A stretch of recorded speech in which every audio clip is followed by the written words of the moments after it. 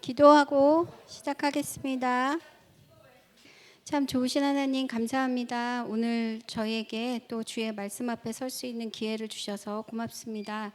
주의 말씀이 저희 심령을 살리고 또 하나님의 마음을 배우는 귀한 시간이 되게 하여 주옵소서. 오늘 특별히 하나님의 지혜를 구합니다. 저희 마음을 열고 주님의 말씀 앞에 반응하는 시간이 되도록 인도해 주옵소서. 감사드리며 예수님의 이름으로 기도합니다. 아멘. 네, 반갑습니다. 더운데 에어컨을 피해서 뒤에 앉으셨군요. 네. 네, 오늘은 말씀 보따리 두 번째 시간이고요. 오늘은 이제 묵시문학에 대한 부분을 좀 함께 배우려고 합니다. 요즘 드라마나 이런 걸 보면 그 히어로물들 그리고 아니면 환생 이런 걸 다루는 그런 드라마들이 많이 나오는데 사실은 현실에서 있을 수 없는 이야기잖아요. 그런데 그런 이야기들이 자꾸 나오는 이유가 뭘까 이렇게 생각해 보면 현실을 부정하고 싶다. 이걸 싹 지우고 다시 한번 해봤으면 좋겠다. 이거 말고 이것에 대한 일반적인 해법 말고 다른 방법은 없는 걸까? 이런 생각들이 반영된 것이 바로 이런 그 환생을 다루는 부분 드라마나 히어로물들이라고 생각이 좀 듭니다. 근데 사실 성경에도 이런 마음을 표현한 그런 책들이 있는데요. 그 중에 하나가 이제 묵시문학이라고 말하는 부분이에요. 묵시라는 말은 그 용어는 헬라어 아포칼립스라는 말에서 유래가 되었어요. 그래서 레볼루션이라고도 말하는 그 부분이 헬라어로 보면은 아포칼립스라고 말을 하는데 이 부분은 하나님께서 은밀한 방법으로 그 뜻을 드러낸다라는 뜻을 갖고 있어요. 즉 가려져 있던 것들을 하나님께서 특별한 사람에게 알려주셔서 그 뜻을 전달한다라는 뜻을 이제 갖고 있는 셈이죠. 이걸 다시 이렇게 설명하자면 특별한 부르심을 받은 사람이 특별히 그에 관련된 사람에게만 그 뜻을 은밀하게 또는 특별하게 전달한다라는 뜻이에요. 자, 요 말 중에 특별하다는 말이 난무하죠. 특별한 사람이 특별한 사람에게 특별한 메시지를 전한다. 뭔가 이제 신비로워 보이는데 이렇게 신비롭게 들릴 때는 사실 일상에서 떨어진 것처럼 들리는 게 이제 맞는 부분인 것 같아요. 이 말은요, 실제로 이 메시지를 읽을 때 이해하기가 쉽지 않다는 뜻입니다. 무슨 말인지 잘 모르겠다 이런 뜻이고요. 쉽게 해석되지 않아서 신비로워 보이는 거예요. 우리가 사람이 신비로워 보일 수 있는 유일한 방법이 뭔지 아세요? 말을 안 하고 가만히 있는 거예요. 그럼 저 사람 속에 뭐가 있을까 궁금하잖아요. 그리고 신비로워 보여요. 근데 말을 하는 순간에 그 신비가 깨지는 거 여러분 많이 경험하셨죠? 묵시라는 그 부분도 성경에서 나오는 그 묵시도 무슨 말인지 잘 못 알아들어서 무슨 뜻인지 잘 몰라서 그게 이제 신비롭게 들리고요. 그리고 이제 그것 때문에 많은 생각을 하게 하는 그런 부분들이 이제 묵시 문학이라고 하는 부분이에요. 이런 이야기가 이제 성경에 나와 있는데 구약 성경에는 이제 스가랴서 뒷부분, 그다음에 이사야서 24장에서 27장, 그리고 다니엘서 7장부터 12장까지 이 부분을 이제 구약에서 말하는 묵시 문학이라고 해요. 그리고 신약에도 묵시 문학이 하나가 있는데 그건 이제 요한계시록이죠. 그래서 요한계시록 읽다 보면 이게 도대체 무슨 말이야 이렇게 생각하는 그런 부분들이 구약에도 똑같이 있다는 거예요. 그런데 성경 밖에도 이런 묵시 문학들이 있어요. 제가 이제 이렇게 써놨는데 여러분 그 책을 한 번도 들어보지도 못했고 읽어보지도 못하셨을 거예요. 왜냐하면 저희가 이 책을 접하기가 쉽지가 않아요. 에녹서, 요벨의 책, 12족장의 유언, 솔로몬의 시편, 모세의 승천기, 11의 신탁, 제2 에녹서, 에스라 2서, 바록 묵시록. 이름도 희한하고 이게 무슨 뜻인지 잘 모르겠는 이 책들을 이 기독교에서는 이걸 위경이라고 합니다. 외경이라는 말이 있어요. 외경이라는 말은 구약과 신약 사이에 그 시기에 쓰여졌던 책들. 그래서 천주교에서는 이 책들을 성경의 일부로 읽으세요. 그런데 이제 우리 기독교에서는 그것을 외경이라고 합니다. 그래서 경전 밖에 있는 책이라는 뜻이고요. 그리고 지금 말한 성경 밖에 있는 그 묵시 책들 있잖아요. 그런 거를 위경이라고 하는데 위라는 말은 무슨 뜻이냐면 거짓되다는 뜻이에요. 그러니까 경전이 아닌 거짓 경전이다라는 뜻을 갖고 있는데, 여기 성경 밖에 있는 위경이라고 하는 것들을 천주교에서는 외경이라고 불러요. 그래서 이 책을 그냥 참고로 읽으시거든요. 그런데 이 책이 갖고 있는 내용이 도대체 뭐냐 보면 거의 대부분 묵시인 거예요. 무슨 말인지 몰라. 신비해. 그리고 막 우리 여기 밑에 있다 위에 있다 뭐 왔다 갔다 하는 얘기들을 쓰고 있는 책들을 이제 그 위경이라고 하는데, 사실 이 책은 기독교의 그 초대교회 성도들도 굉장히 사랑했던 책이고 유대교의 사람들도 좋아했던 책이에요. 그런데 우리가 경전이라고 말하는 신구약을 결정하는 그 시기에 이 외경들은 경전이 아닌 거로 다 뺐어요. 왜냐하면 경전이라고 말하는 것들은 영원히 우리의 신앙에 도움이 되는 책들을 말하는 건데, 이 책은 흥미롭고 재미있지만 그 신앙적인 하나님과의 우리 관계를 올바로 하는 데 있어서 그렇게 필수적인 책은 아니다. 읽으려면 읽어라. 괜찮다. 그러나 교회에서 우리가 예배하는 데 쓰는 거는 안 하기로 하겠다. 이렇게 결정한 책들이라는 거예요. 근데 이 책들이 담고 있는 게 뭐냐면 거의 대부분 묵시예요. 예, 묵시라는 것들을 하고 있는데, 이 구약이나 신약에 있는 그 묵시를 보면 위경을 빼고 사실 분량이 많지 않아요. 그죠? 스가랴서, 이사야서 몇 장, 뭐 다니엘서 몇 장, 요한계시록 한 권 이러면 우리 전체 성경의 분량을 생각하면 많은 분량이 절대 아니에요. 그런데 성경에 이 묵시가 포함되어 있다는 말은 묵시에 대한 이해가 우리에게 필요하다는 뜻이에요. 그래야 바른 기준을 가지고 이 책들이나 다른 부분들을 판단할 수 있기 때문에 저는 이것이 최소한이다라고 우리에게 허락한 부분이라는 생각이 들어요. 이 하나님의 선민으로서 하나님께서 우리를 택하셨어라는 그런 자부심을 갖고 있었던 이스라엘, 이 사람들이 도대체 왜 이런 비밀스러운 메시지를 남겨놓은 걸까? 그리고 이 초대교회, 우리 교회들은 왜 이 메시지를 예수 그리스도를 통하여 하나님 앞에 나가는 우리 그 교회에도 이것이 필요하다고 이것을 수용하게 된 걸까라는 부분들을 이제 오늘 잠깐 나누려고 합니다. 먼저 전반적인 묵시 문학에 대한 이야기를 좀 나눠볼게요. 첫 번째는 이 묵시 문학이라고 말하는 부분들이 예언서와 굉장히 밀접한 관계에 있다는 것을 잊지 말아야 된다는 거예요. 묵시 문학에서도 가장 중요한 포인트가 저는 이거라고 생각해요. 굉장히 특별한 어떤 책이나 이야기가 아니라 예언서의 그 예언자, 우리가 말하는 예언자들 그 문화에 있어서 어떤 한 부류, 한 그 갈래라고 생각하는 게 가장 중요한 부분이에요.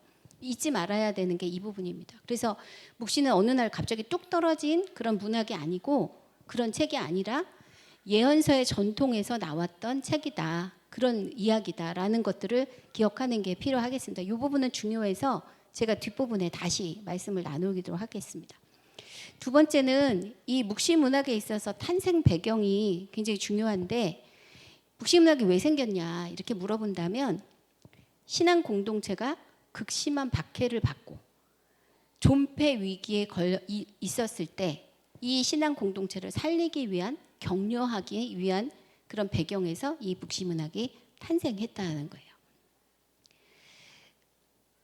신앙 공동체를 지금 박해하고 있고 어렵게 하는 것들은 사실 포악한 인간의 통치자들이죠. 제국이고 왕이고 그리고 이제 정치적인 지도자들이에요. 그런데 묵시 문학에서는 한결같이 말하고 있는 부분이 눈에 보이는 거는 이 사람들이 적이지만 실제로 온 우주를 다스리고 우리를 창조하시고 마지막에 심판하실 분은 우리 하나님이시다.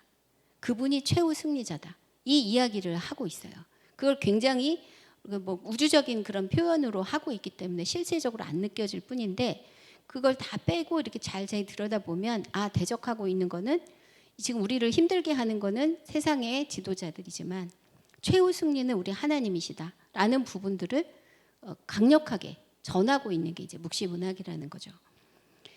이런 내용을 이제 누구나 다 알아들을 수 있는 단어나 언어나 그런 거를 이제 표현을 하게 되면 사실 금방 발각되죠. 그래서 그것을 가리기 위해 여러 가지 장치를 이제 사용하고 있어요. 목적은 믿음의 공동체를 격려하는 거. 그런데 그 격려의 내용을 다른 사람이 못 알아듣게 하는 거. 이게 묵시문학의 결정적인 부분이에요.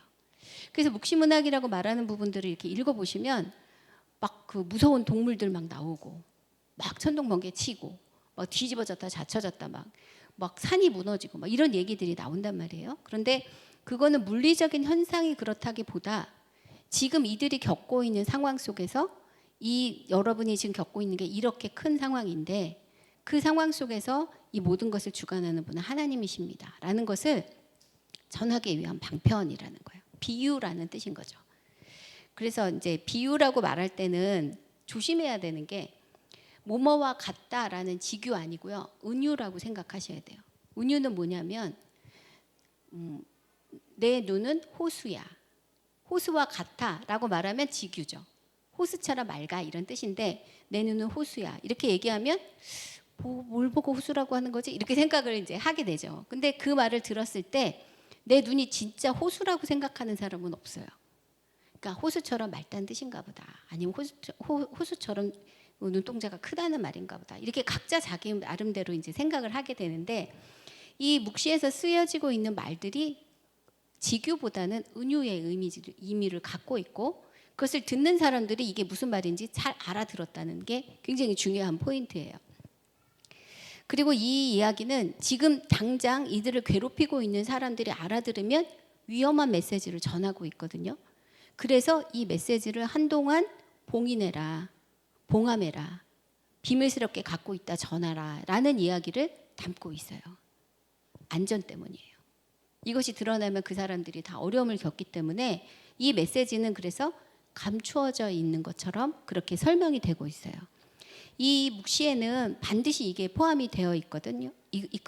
이것은 하늘의 비밀을 누설하지 마라 뭐 이런 뜻이 아니에요. 그런 뜻이 아니라 이것이 드러나면 지금 고난을 받고 이걸 반드시 이기고 넘어가야 되는 사람들이 위험하기 때문에 그 일을 전하거나 발설하는 데 있어서 조심해라라는 뜻을 갖고 있다는 거죠. 자, 그러면 이 묵시문학이라고 말하는 지금 다니엘서나 스가랴서나 이렇게 요한계시록 우리가 잘 알고 있는 두 책을 말하자면 사실 다니엘하고 요한계시록이에요. 근데 거기서의 그 전형적인 특징이 뭘까라고 말하면 첫 번째는 그 저자예요, 저자. 저자가 사실 되게 유명한 사람이 나와요. 오늘 이제 다니엘서도 이따가 다시 말씀을 드리겠지만 다니엘이라는 사람에게 이 묵시의 내용을 이렇게 묶어 두거든요. 아까 위경이라고 말하는 부분에 보면 에녹서, 여러분 에녹 아시죠? 에녹이라는 사람이 그걸 정말 남겼을까? 아니라는 거예요. 에녹서, 그다음에 에스라 2서, 뭐 이 에녹서, 뭐 모세의 승천기, 뭐 이런 솔로몬의 시편 이렇게 말하는 것들도 유명한 사람에게 그 메시지를 이렇게 묶어서 그것을 권위 있게 전달하고 싶은 마음도 있고 또 하나는 검열을 받았잖아요. 그러면 이거 옛날부터 내려오던 책이야 라고 피하기 위해서 그 유명한 사람들의 이름으로 이것을 쓰기도 했다는 거예요. 제가 이제 80년대 사람인데 80년대 대학을 다녔는데 그 당시에도 학생운동하고 막 이랬잖아요. 그때 가병으로 글 쓰는 사람들 되게 많았어요. 왜냐하면 자기를 드러내지 않으면서 메시지를 전달하기 위해서. 근데 이 묵시문학의 그 배경이 되는 시기도 그때와 비슷한 상황이었다는 거예요. 그래서 저자의 이름, 무슨 어떤 누구의 책이다라고 말하지만 실제로 그 사람이 아닌 그 아주 오래된 위인들의 이름을 빌어서 이 이야기를 전달하려고 했었던 경우가 많이 있었다는 거. 그리고 두 번째는 사실 이스라엘이라는 나라는 공동체가 굉장히 중요한 나라였어요. 12지파가 모여서 한 나라를 이뤘잖아요. 그래서 우리 12지파가 같이 살아남는 게 되게 중요한 시기였는데 북이스라엘이 멸망해서 위에 있는 10지파 다 흩어지고 남유다 왕국이 멸망해서 밑에 있는 두 지파가 흩어지고 이런 과정들을 겪으면서 공동체 의식이 상대적으로 굉장히 낮아지게 되었어요. 그래서 그들에게 있어서 중요한 건 구원의 문제인데 이제 공동체가 함께 구원받는 그 부분보다 내 개인이 구원받는 일이 더 절실한 상황이 되었다는 거예요. 자, 그러면 구원을 받을 수 있는 방법이 뭐냐? 이스라엘이 하나님께 심판을 받은 이유는 하나님이 주신 그 율법을 잘 지키지 않았기 때문이다. 자, 그러면 내 개인의 구원은 어떻게 보장을 받아야 될까? 내가 공동체에 속해 있다고 구원받는 건 아니니까 율법을 잘 지켜야 되겠다. 라고 율법에 대한 강조를 하기 시작한 거예요. 두 번째, 이 2번이 그 뜻입니다. 율법 준수를 강조했다는 것은 개인 구원을 위해 내가 하나님의 뜻대로 살려고 애쓰는 것을 더 강조하기 시작했고, 선민사상의 약화라는 뜻은 내가 선민이기 때문에, 내가 하나님의 선택을 받은 백성이기 때문에 무조건적인 구원을 받는 일은 없다는 걸 이미 경험을 한 거예요. 포로기를 통해서. 그래서 공동체와 함께 어떻게 하는 것보다 내 개인이 하나님 앞에 올바로 서는 일에 더 힘쓰게 되는 그 역할을 이 묵시문학에서는 보게 돼요. 그래서 특별한 은사를 받은 사람이 하나님의 말씀을 전하는데, 거기서 보면 말씀을 지키는 이야기들을 많이 얘기를 하게 되는 거죠.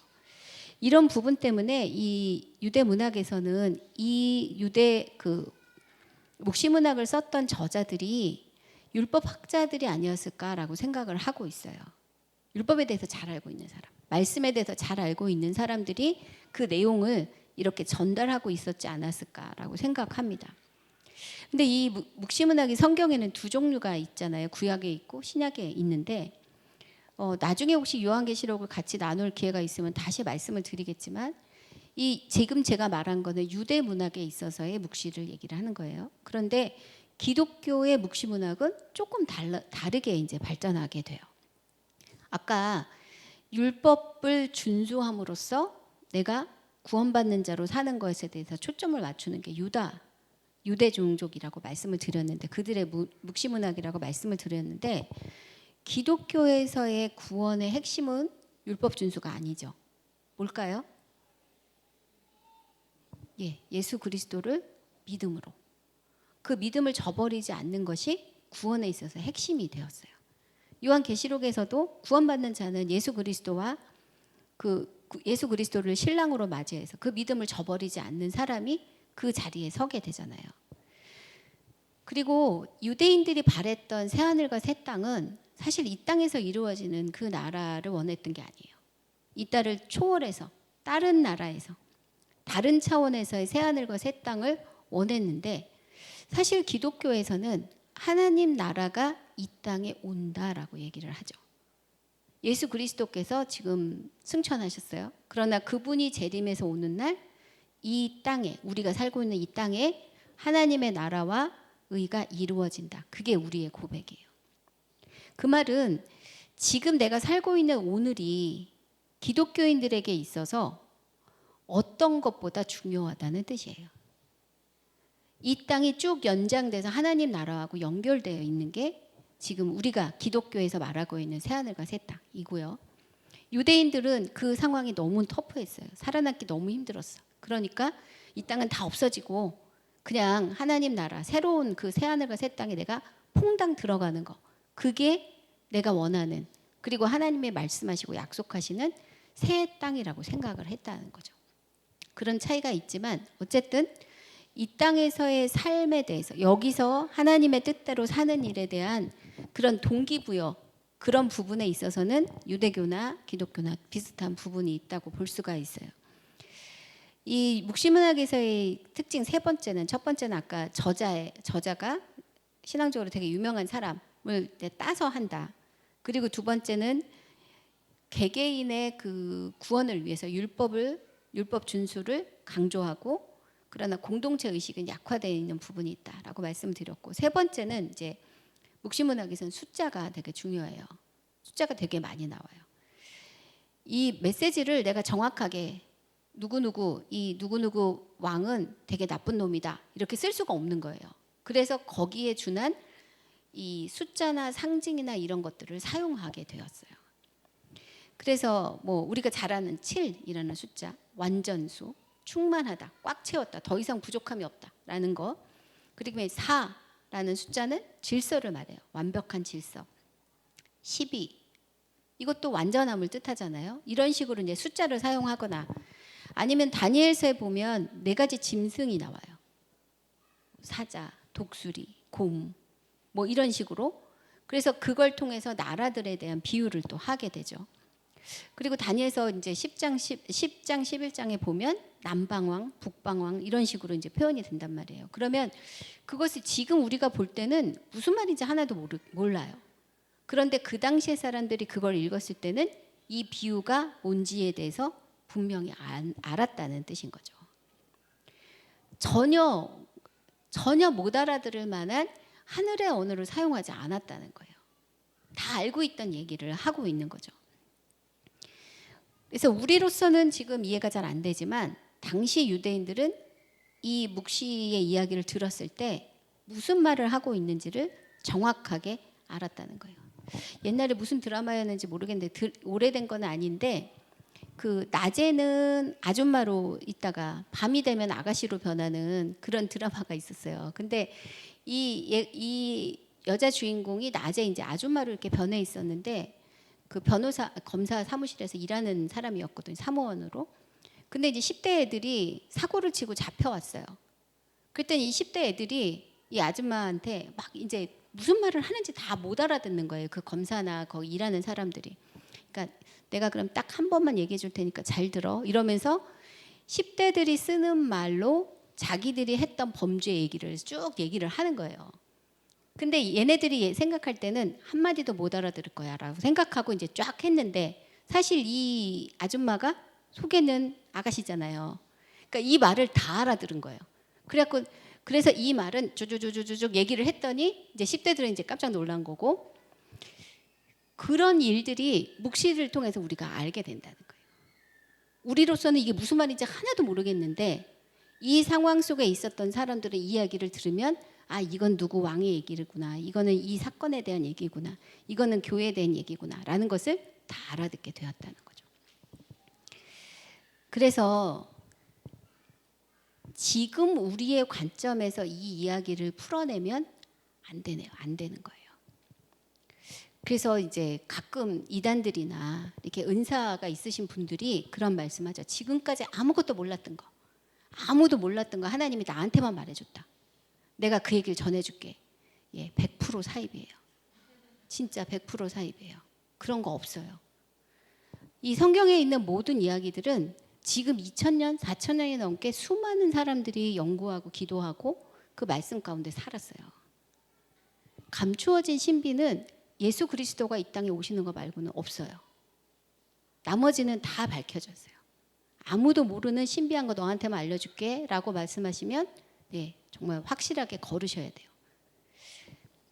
이 성경에 나오는 특히 묵시에 나오는 모든 비유와 숫자들은 다 알아들을 수 있는 말이었다라는 부분들을 꼭 기억했으면 좋겠고요. 그 다음에 네 번째는 이원론전 사고, 즉 흑백을 가르는 사고가 지금 여기 묵시문학에 나타난다는 거예요.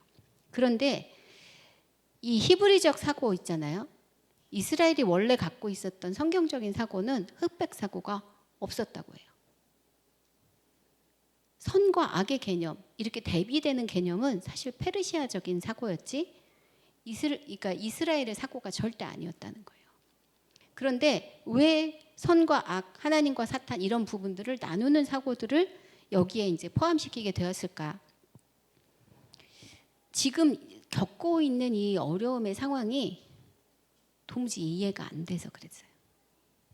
우리가 선민이고 하나님이 우리를 사랑하셔서 고난을 주시는데 정도껏 하셔야지. 지금 200년, 300년 지금 이게 뭐 하는 짓이야. 이렇게 계속 된다면 하나님이 우리를 고난 중에 그냥 내버려 두시지는 않을 거고 여기에는 우리가 모르는 어떤 이유가 있지 않을까?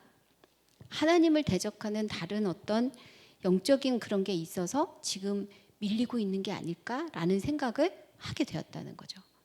저는 이게 문화적인 영향이라고 생각해요. 이 사람들이 지금 가나안 땅에 살고 있지만 그 왕국이 그 제국이 계속 변화되면서 이집트, 그다음에 페르시아, 그다음에 그 소아시아까지 다 펼쳐지는 자리에 굉장히 많은 이렇게 소통이 있었어요. 기독교적인, 그러니까 히브리적인 생각은 굉장히 독특한 거였거든요. 그런데 그 주변에 있는 나라들에서 먹고 살기 위해서 살다 보니 그 사람들과 함께 문화적인 소통이 일어날 수밖에 없고 그들의 영향을 받게 되기도 한다는 거죠. 제가 아까 이 성경에 묵시문학에 관한 그 책이 그렇게 많지 않다. 사실은 성경 전체를 보면 굉장히 많은 양이거든요. 그런데 그 영향을 받은 내용을 따지자면 사실은 50장도 안 되는 거예요. 전체가 300장이 훨씬 넘는 그 과정 중에. 근데 그 사고의 영향을 받으면서 율법의 약속, 그리고 토라에서 말하고 있는 그 모세오경에서 말하고 있는 하나님의 약속을 기반으로 생각해보고 생각해봐도 잘 이해가 안 되는 길어지는 고난 때문에 이 이분법적인 사고들의 영향을 받게 되었다라고 말할 수 있다는 거죠. 이 말은 지금 이들이 겪고 있는 그 상황이 굉장히 심각하게 힘들다는 뜻이기도 해요. 우리가 어려움을 겪을 때 믿음으로 잘 이겨내야지 이렇게 얘기를 하면서도 실제로 그게 자꾸 꺾일 때가 있잖아요. 저희가 인도네시아 살고 있을 때 제가 이제 우울감이 왔어요. 거기서 이제 같이 사시던 그 선교사님 부부하고 어려움이 좀 있었거든요. 젊은 부부셨는데 우리가 같은 집에 살았는데 농담이 안 통하는 사람하고 살려니까 너무 힘들더라고요. 이게 진짜 이 언어 코드가 너무 다른 거예요. 그래서 사사건건 이렇게 막 계속 어려움이 생기니까 같이 사는 게 정말 너무 버거웠어요. 근데 어느 날 보니까 제가 웃지도 않고 말도 안 하고 그런 시간들을 이제 보내게 됐거든요. 근데 그 시간이 이제 돌아보면 말씀 묵상하고 아침마다 큐티를 하는데 맨날 똑같은 큐티를 하는 거예요. 하나님, 오늘 제가 이 상황에 지지 않겠습니다. 미워하지 않고 잘 지내보겠습니다. 아침에 결단하고 이제 밤 될 때까지 이제 잊어먹고 그렇게 살다가 또 그 다음날 아침이 되면 어떤 본문을 깨도 전 똑같이 기도를 하게 되더라고요. 하나님, 제가 이 상황에서 지지 않겠습니다. 마음을 잘 지키겠습니다. 이게 진짜 거의 1년을 갔어요. 그런데 이제 그나마 그때 말씀을 계속 묵상하고 결단하는 시간이 지나니까 한 1년쯤 지났는데 어느 날 딱 일어났는데 제가 우울해서 빠져나왔더라고요. 되게 신기했었어요. 하나님의 말씀의 힘이긴 해요. 그런데 그 시간 동안에 계속 이 상황들을 이렇게 보고 직면하는 게 굉장히 어려웠어요. 상황 자체도 어려웠지만 제 마음도 어려웠던 거죠. 근데 그걸 포기하지 않게 해주는 그런 장치가 하나님의 말씀이었거든요. 묵시를 경험하고 있는 이 사람들에게 있어서 상황이 녹록지 않았어요. 저는 그냥 관계의 문제였어도 이렇게 힘든데 이게 먹고 사는 문제였고 죽고 사는 문제였다고 생각해 보면 이 일이 결코 쉽지 않은 거였던 거죠. 현실이 그렇게 어려우니 이 상황에 대해 어떻게 하든지 이해하는 그 과정이 필요했고 그 일 중에 문화적인 힘을 조금 빌린 거예요. 근데 사실 그 일이 지금까지 영향을 엄청나게 많이 미치고 있어요. 지금도 저희가 구약 성경을 읽잖아요. 그리고 신약 성경을 읽잖아요. 분명히 하나님이 말씀하시는 그 부분에 있어서는 사단과 하나님이 적대적인 관계 절대 아니에요. 하나님이 절대적으로 완전하고 완벽한 주님이에요. 그런데 우리는 여전히 사단이 하나님의 대적할 만한 존재라고 생각하시잖아요. 절대 아니거든요. 진짜 아니에요. 이 당시에 묵시문학에서 저희가 받아들였던 히브리적인, 그러니까 페르시아적인 사고가 아직도 영향을 미치고 있는 거예요. 이거 정말 조심해야 되는 부분이긴 한데 왜 그랬나 생각해 보면 이해가 가는 부분이 있다는 거죠. 그러나 거기에 몰입하시면 안 돼요. 진짜 말씀에 하나님께서 어떤 말씀을 하고 있는지에 대해 집중하는 게 너무너무 필요한 부분인 거예요. 자, 그럼 정리를 한번 해볼까요? 자, 유다에 있는 묵시문학은 어떤 특징이 있냐? 예언자와 예언서의 전통을 계승하고 있다. 그 뿌리에서 나왔다라는 부분. 그리고 이 문학은 극심한 신앙 공동체 고난이 배경이다. 이 신앙 공동체가 극심하게 어려움을 겪고 있던 배경에서 나온 거다. 그게 이제 두 번째 특징이라면 이전 성경 기록과는 이제 다른 특별한 그 특징이 있는데 익명의 저자, 위인을 저자로 하는 부분, 그리고 율법과 율법을 강조하는 개인의 구원의 강조점이 있다는 거, 숫자나 상징을 통해서 의미를 전달하려고 한다는 거, 그리고 이원론적인 세계관을 갖고 있었다. 이렇게 이제 4개 정도로 정리할 수가 있어요.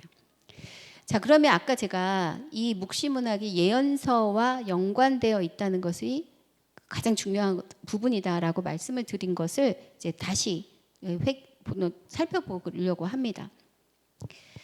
아까 말씀드린 것처럼 이스라엘의 세계관, 역사관과 이 이방의 세계관, 역사관은 차이가 있어요. 특히 이제 비교가 되는 게 페르시아와 그리스인데, 그리스 사람들의 역사관은 사실은 윤회예요. 돌아가는 거예요. 동일한 사건이 끊임없이 재생되고 또 다시 돌아요. 돌아가고. 그래서 이 상황에서는 새로운 것이 만들어질 수 없어요. 그런데 우리가 이제 우리에게는 이 일이 실현될 수 없다고 생각하니까 사실 한 번만 다시 되돌아가면 우리가 바로 잡을 수 있을 텐데 라는 그런 아쉬움을 이제 갖게 된단 말이죠. 이 사고관을 갖게 되면요, 내가 이 생이 마음에 안 들면 그냥 죽으면 돼. 다음에 또 태어날 거니까, 어떤 모습이든지. 이거 얼마나 이게 파괴적이에요. 근데 이스라엘에서는 어떻게 생각하냐? 역사는, 시간은 직선적이에요. 시작이 있고 끝이 있어요. 점진적이고 목적을 향해 가고 있어요. 그리고 내게 지금 주어진 삶은 유일해요. 한 번뿐이에요. 이 한 번뿐인 기회를 살다가 심판을 맞는 거예요. 그 심판은 우리의 창조주이시고 또 심판주이신 하나님이신 거죠. 우리에게 주어진 단 한 번의 기회. 이 시간 동안 나는 무엇을 해야 되나? 하나님께서 그 시간 동안에 무엇을 해야 된다고 알려주신 게 바로 이제 성경인 거죠. 이런 세계관, 시간관을 가진 사람과 끊임없이 인생은 돌고 돌 뿐이야, 지금은 마음에 안 들면 죽고 다음에 또 다시 살아보지, 이렇게 생각하는 사람과 인생을 사는 모습이 결코 같을 수가 없는 거죠. 이런 세계관을 갖고 있는 그 예언자들이 하나님의 이름으로 하나님의 말씀을 다시 선포하는 역할을 한 게 예언서예요. 이제 우리 구약 성경이, 지금 우리가 갖고 있는 구약 성경은 이제 70인역이라고 해서 히브리 본문을 헬라어로 번역한 책의 그 순서대로 만든 게 지금 우리가 갖고 있는 구약 성경이거든요. 그런데 히브리 사람들이 갖고 있는 그 성경은 이렇게 세 파트로 나누어 있어요. 첫 번째 파트는 토라라고 말하는 율법이 있는 부분. 두 번째 부분은 느빔이라고 말하는데, 느빔이라는 말이 예언자들이라는 뜻이에요. 그래서 예언이 들어있는 두 번째 파트가 있는데, 그 두 번째 파트가 우리가 알고 있는 역사서들과 예언서가 같이 들어있어요. 여호수아서부터 열왕기까지, 그리고 이사야부터 말라기까지의 책이 같이 들어있어요.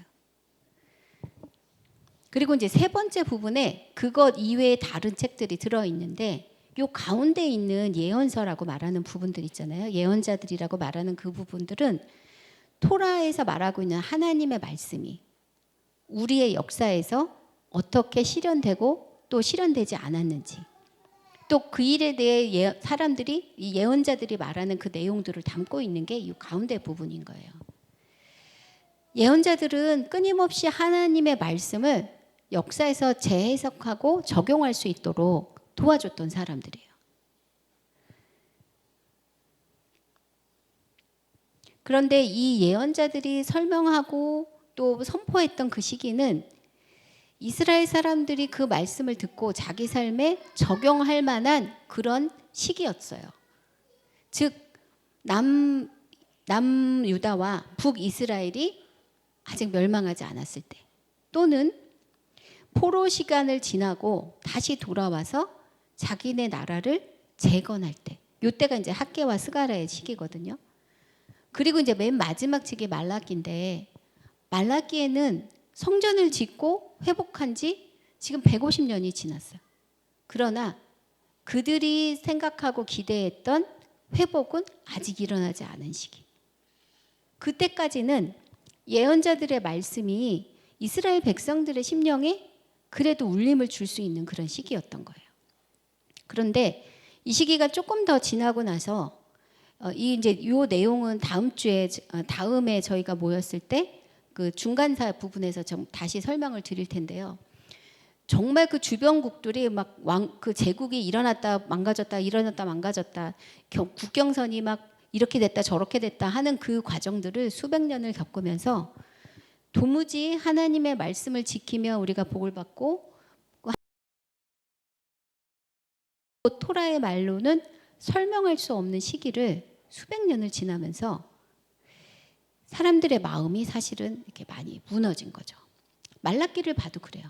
우리가 언제 하나님이 내가 너를 사랑했다. 나를 언제 사랑했어요? 이렇게 힘들게 살게 하면서 무슨 어떻게 나를 사랑했어요? 하는 내용들이 나오잖아요. 근데 그 이후에 지금 이 묵시라고 말하는 책들이 나올 때는 한 BC 200년 이후에 있거든요. 그 이후로도 200년이 지난 거예요. 그러니 이제 예언자들이 말하고자 하는 그 포인트를 갖고는 이 사람들의 마음에 진정한 위로와 또 격려가 안 되는 시기를 이제 정말 터프한 시기를 지나는 과정이었다라고 볼 수가 있죠. 이때 묵시문학이라는 게 등장을 하는 건데 묵시문학의 그 뭐랄까 기능은 뭐냐 하면 하나님의 통치 그것은 너무나 분명해. 그런데 지금 너희가 지금 겪고 있는 그리고 너네가 알고 있는 그 공식으로는 표현이 안 되는 고난이 지금 계속되고 있잖아. 그런데 하나님의 뜻은 원래 이런 거야. 그러면서 이렇게 가려져 있던 것들을 슬쩍 베일을 살짝 벗겨서 자, 내가 다 설명은 할 수 없지만 이런 신비한 하나님의 계획이 있어. 하나님의 계획은 변함이 없어. 마음을 잘 지켜. 그리고 언젠가 이 시기가 지나고 나면 너는 그것을 분명히 보게 될 거야. 이런 격려의 메시지를 전하는 게 바로 묵시였다는 거예요. 결국 예언서나 묵시나 하나님의 뜻이 너희를 향한 하나님의 뜻이 선하고 하나님의 뜻은 반드시 이루어질 것이고 하나님의 나라는 분명히 올 거야. 그 메시지는 동일해요. 그러나 그것을 설명하는 방법이 달랐다는 거예요. 달라진 이유가 이 성도들이 이 메시지를 듣는 사람들의 그 삶의 자리가 굉장히 달랐기 때문이라는 것을 오늘 이제 말씀드릴 수가 있어요. 우리가 잊지 말아야 될 게 성경에서 말하는 묵시 있잖아요. 이게 결코 세상 종말의 시나리오가 아니라는 거예요. 마지막 날에 이런 일이 있을 거야. 이런 뜻이 아니라는 거예요. 지금 이들이 겪고 있는 어려움이 이 정도로 심하다라는 것을 비유로 말하는 거지 예수님이 이 땅에 오시면 이런 일이 일어날 거야 라는 그 시나리오가 아니라는 거예요. 잘 분별해서 들으셔야 되고 이 요한계시록도 마찬가지예요. 요한계시록의 말씀도 바울 서신하고 연결해서 쭉 읽게 돼 있잖아요. 일반 서신 다 읽은 다음에 마지막에 나오잖아요. 이 모든 것들을 다 통틀어서 요한계시록도 이해해야 된다는 거예요. 메시지가 다르지 않다. 이것이 교회의 결정이고 선포이기도 해요. 자, 이게 결코 세상 종말 시나리오가 아니다. 이런 성경적인 묵시문학의 시초가 바로 이제 다니엘서였어요. 다니엘서였고 이후에도 아까 말씀드린 것처럼 묵시문학이 무지하게 많이 나왔어요. 보통은 이제 말라기서 다음에 마태복음까지 침묵기라고 표현하시거든요. 400년 동안. 그러나 실제로 구약 성경의 마지막 책은 말라기가 아니에요. 마지막 책은 역대기예요. 역대기가 기록된 게 한 100년경이거든요. BC 100년경.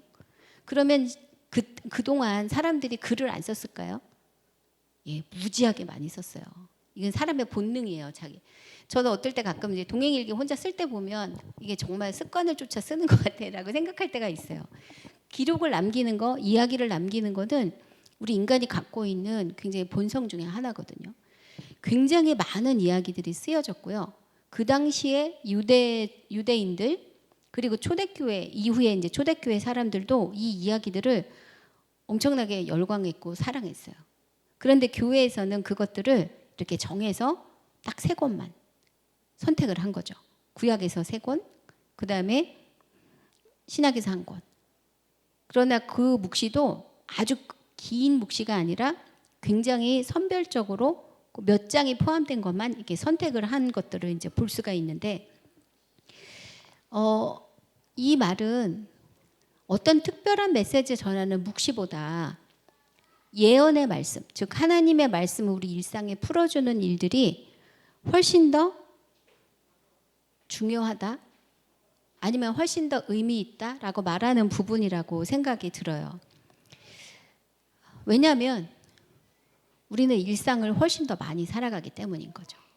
지금 묵시가 쓰여졌던 이렇게 어렵고 터프한 시간을 지나는 시기보다 일상을 살아가는 것들이 훨씬 길기 때문에 거기에 맞는 하나님의 말씀, 즉 예언의 말씀들이 훨씬 더 우리의 인생 속에 영향을 많이 미치는 것 같아요. 그렇다고 묵시를 무시하는 건 아니에요. 만약에 묵시를 무시했다면 성경에 넣어주지도 않으셨겠죠. 다 잘라버렸을 거예요. 그러나 그 묵시를 포함시킨다는 것은 우리가 기존의 믿음으로 해석할 수 없고 견디기 어려운 그런 시기가 우리 인생에도 있을 수 있다. 그걸 나는 인정. 하나님께서 그렇게 말씀해 주시는 거라고 생각이 들어요. 묵시는 우리에게 그냥 한 가지 얘기예요. 참고 인내하고 견뎌라. 어렵겠지만 너가 지금 하나님과 함께 하고 있으니 이 시기를 참고 인내하고 견뎌라. 이렇게 얘기하고 있는 거예요. 이 우리가 인정하는 이 경전에서 아까 우리가 위경이라고 빼냈던 그 책들 있잖아요. 그 책들이 그거 말고도 많은 책들이 있는데 우리가 정경에 받아들인 거, 우리가 이제 우리 신앙에 정말 도움이 되는 책이야라고 결정한 거를 이제 정경이라고 하거든요. 교회가 그렇게 결정한 걸 정경이라고 하는데 거기에 있어서 우리가 받아들였던 묵시, 이게 다니엘이나 스가랴나 이사야나 또 요한계시록이나 이 모든 것들은 역사적인 흐름에서 말하고 있는 묵시를 포함하고 있어요. 즉 개인적으로 내가 뭐 천국 경험을 해서 하나님 나라 경험해서 이런 것들보다는 지금 우리가 살고 있는 일상이 어떻게 흐르고 있고 이 가운데 하나님의 뜻이 어떻게 나타날 것이며 그럼 우리는 지금 성도로서 어떻게 살아야 되겠느냐 이 얘기를 하고 있는 묵시만 묵시로 인정하고 우리의 정경에 집어넣었다는 거예요. 예수님과 동행을 얘기를 하는 게요. 요즘 얘기가 아니에요. 처음부터 성도들에게는 매일의 일상이 너무 중요했고 그 매일을 어떻게 살아가야 되느냐에 대한 얘기를 성경이 아주 뭐라 그럴까 집요하게 그리고 계속적으로 그 이야기를 하고 있다는 거예요. 어렵고 힘든 시기 있을 수 있어요. 제 인생에서는 아까 말씀드렸던 그 1년이 제일 힘든 시기였어요. 그런데 그때 저는 꾸역꾸역 제 일상을 살았어요. 애들이 어려서 이제 도시락 싸서 학교 보내고 저희 이제 신학교에서 저희 강의하고 있었거든요. 일주일에 2번씩, 3번씩 이제 강의하러 나가고 그리고 집에서 살림하고 그러면서도 계속 이제 싸우고 있었던 거죠. 내 감정과 이게 전혀 성도답지 않은 무너져 내릴 것 같은 그 마음과 싸우고 있는 것들을 포기하지 않았어요. 하나님이 우리에게 묵시에 대한 이야기 이 시기는 언젠가 끝날 거야. 참고 견뎌. 이 시기가 그렇게 네가 생각했던 것처럼 길지 않아 라고 말씀해 주시는 이유는 일상을 살면서 그 메시지를 계속 우리가 붙잡을 때 이 상황에 넘어지지 않고 끝까지 갈 수 있는 힘을 얻을 수 있기 때문이에요. 이 묵시에서 계속 말하고 있는 거는 이 세상의 주인은 하나님이시다. 이 부분이거든요. 우리가 흔들리고 좌절하고 낙심하는 이유가 뭐죠? 이 믿음이 흔들리기 때문인 거예요. 이 땅의 주인이 하나님이시고 하나님께서 나를 자녀로 삼아주셨고 나에 대한 분명한 하나님의 계획이 있다. 이걸 믿고 있으면 지금 통과하고 있는 어려움 중에도 인내할 힘이 생겨요. 그런데 그게 넘어지면 그게 흐트러지면 결국은 쓰러지게 되어 있잖아요. 묵시의 그 메시지가 참고 인내해라 이런 말이 우리를 괴롭히기 위한 말씀이 아니라 그리고 가스라이팅을 하기 위한 말씀이 아니라 하나님을 믿는 우리에겐 이거 말고 다른 진리는 없기 때문인 거예요. 그리고 또 하나 중요한 부분은 이 그 예언서와 그러니까 성경의 전체 맥락에서의 묵시문학에 대해서 얘기를 하는 부분들을 붙잡는 게 되게 필요해요. 그러니까 묵시문학은 어떤 그 뭐 이렇게 뚝 떨어진 그런 문학이 절대 아니라는 거예요. 결국은 하나하나 다 보게 되면 다 성경에서 나온 이야기. 특히 이제 여러분 나중에 계시록을 성경을 다 읽은 다음에 계시록을 읽으시잖아요. 그러면 이건 나 에스겔서에서 읽었는데, 이거 다니엘서에서 읽었는데, 이거 복음서에서 다 나와요, 다. 마치 그 신데렐라 그 이렇게 변신하기 전에 신데렐라가 그 언니들이 버린 것 죄 갖다가 이렇게 드레스 만드는 장면 있잖아요. 그 진주 목걸이 버린 거 갖다가 자기가 꿰서 만들고 뭐 리본해서 이렇게 했는데 무도에 나간다고 딱 나갔더니 언니가 보더니 이거 내 거야, 이거 내 거야, 그러고 다 뜯어가잖아요. 그래가지고 결국은 누더기가 되는 그 장면이 저는 이제 기억이 항상 나거든요. 신데렐라가 입었던 그 드레스는 되게 누더기 같은 그런 그 누더기 같이 이렇게 허접한 것들로 만들어졌지만 그 비유가 딱 맞지는 않지만 제가 이 이야기를 하는 이유는 계시록이나 다니엘도 마찬가지예요. 성경의 전체 이야기를 이해하면 이 이야기가 나 이거 먼저 읽었던 건데, 이거 어디서 봤던 건데, 지난번엔 이렇게 얘기했던 건데 이걸 말하나 하는 부분들이 전체적으로 이해되기 시작한다는 거예요. 그래서 묵시문학에 대한 이해를 정말 잘하고 싶다 그러면 성경 전체적인 이해가 밑바탕이 되어야 돼요. 다니엘서도 보세요. 다니엘서도 위치가 자 모세오경 쫙 나왔죠. 역사서 나왔죠. 시편 나왔죠. 그다음에 대예언서 중에서도 이사야, 예레미야가 에스겔 그리고 나서 다니엘이 나와요. 거의 끝에 가 있어요. 그러니 다니엘을 읽을 때쯤 되면 이스라엘 하나님의 말씀에 대해서도 다 알았고 하나님의 말씀대로 이 나라가 세워진 거, 그러나 결국 그 뜻대로 살지 못해서 나라를 잃어버린 얘기, 그리고 그때 이제 욥기부터 시작해서 절절하게 하나님께 찬양하는 이야기, 그런데 또 다시 역사로 돌아가서 이 사람들을 돌이키기 위해서 예언자들이 얼마나 애를 쓰고 수고하며 말씀을 전하는 이야기들을 쭉 읽고 난 다음에 그 다음에 다니엘을 만나는 거예요. 다니엘이 말하는 것들을 우리가 100% 이해하지 못해도, 왜냐하면 거기에 새로운 상징들이 막 나오거든요. 그러니까 이해를 못할 수도 있어요. 그러나 전체적인 맥락은 이해할 수 있다는 거예요. 하나님이 역사의 주인이시지. 이스라엘을 그렇게 인도하셨잖아. 그러면 다니엘이 지금 겪고 있는 문제가 새롭다 할지라도 다니엘에게도 똑같이 하나님이 일하시겠구나 라는 생각을 할 수가 있는 거예요. 이 부분을 우리가 잊질 않아야 이 성경을 읽다가 딴 데로 안 빠져요. 그리고 이제 어떨 때는 읽다 무슨 말인지 잘 몰라요. 억지로 해석하려고 하지 마시고 그냥 오늘은 그냥 땅 밟게 하는 거야. 그리고 쭉 읽고 넘어가시고 또 쭉 읽고 넘어가시다 보면 언젠가는 하나씩 깨닫게 될 때가 와요. 저도 읽으면 다 몰라요. 정말 수십 번 통독을 하잖아요. 그래도 잘 모르겠어요.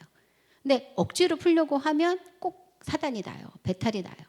그러니까 하나님 오늘은 여기까지 제가 이해하고 넘어가겠습니다. 그리고 그냥 넘어가셔도 돼요.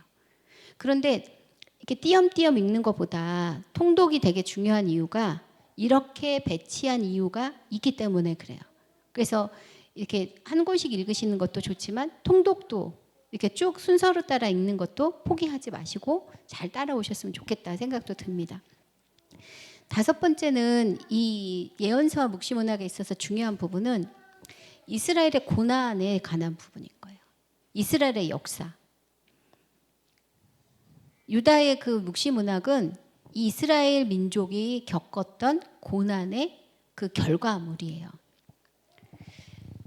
그리고 이 고난을 지금 이 정치적인 문제로만 푸는 게 아니라 영적인 문제로도 그것을 이해하려고 노력한 그런 부분들이 요 묵시문학이라는 거죠. 그래서 이 안에는 하나님의 약속의 말씀이 있어요.